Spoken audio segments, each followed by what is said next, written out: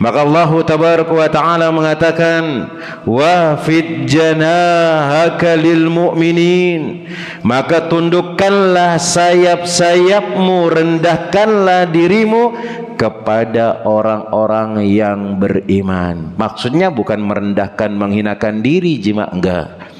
Merendahkan diri maksudnya di sini adalah tidak menyombongkan diri kita, karena mereka adalah orang-orang yang lemah. Mungkin kita mampu, jemaah, maka jangan sampai kemampuan kita ini kita sombongkan, padahal yang memberikan hal tersebut adalah Allahu Jalla Jalaluh. Maka tidak ada yang bisa kita sombongkan dari hal tersebut.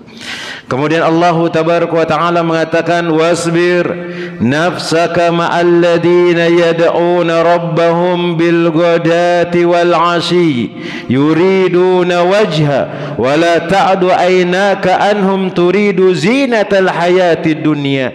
Kemudian hendaknya kalian bersabar bersama orang-orang yang menyeru Allah tabaraka wa ta'ala di pagi hari dan sore hari. Dan yang biasa yang banyak mengingat Allah itu orang-orang miskin, jemaah. Kita kalau sudah mulai buka usaha, tambah jauh kita sama Allah tabaraka wa ta'ala, tambah lupa kita. Baru buka cabang 1 masih mungkin di shop pertama, tapi kalau sudah buka cabang 2, 3, 4, 5, entah berantah kita nggak pernah kelihatan di masjid, cuma. Tapi orang-orang yang mukmin, orang-orang yang lemah dia, yang dia tidak memiliki seperti yang kita miliki, dia senantiasa mengingat Allah Rabbul Alamin di pagi hari, di sore hari, berdoa kepada Allah tabaraka wa ta'ala, mengharapkan keridhaan Allah Jalla Jalaluh. Kemudian Allah tabaraka wa ta'ala mengatakan, janganlah engkau menghindarkan pandangan engkau dari mereka. Maksudnya engkau jangan sampai nggak peduli sama mereka, bantuin mereka, karena engkau menginginkan keindahan atau keindahan hiasan dunia.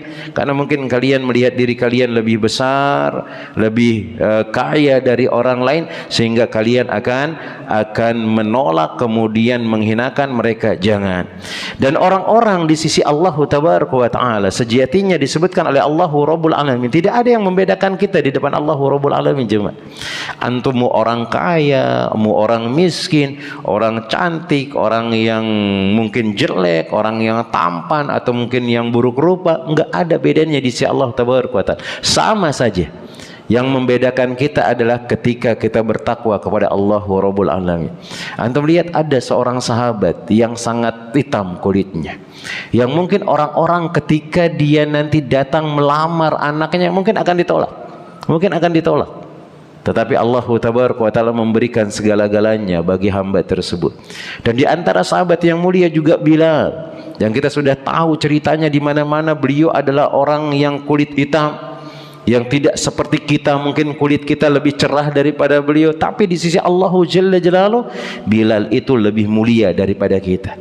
Bahkan ketika beliau masih hidup, Nabi Shallallahu Alaihi Wasallam di suatu pagi ketika selesai sholat subuh, disebutkan oleh para ulama, maka Nabi Shallallahu Alaihi Wasallam mencari Bilal. Aina Bilal? Mana Bilal?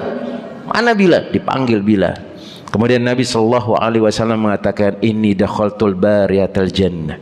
Tadi malam aku masuk ke dalam surga Allah tabaraka wa ta'ala. Wa sami'tu khashkhashataka dufana alaika. Aku dengar ada suara langkahmu masuk ke dalam surga ya Bilal.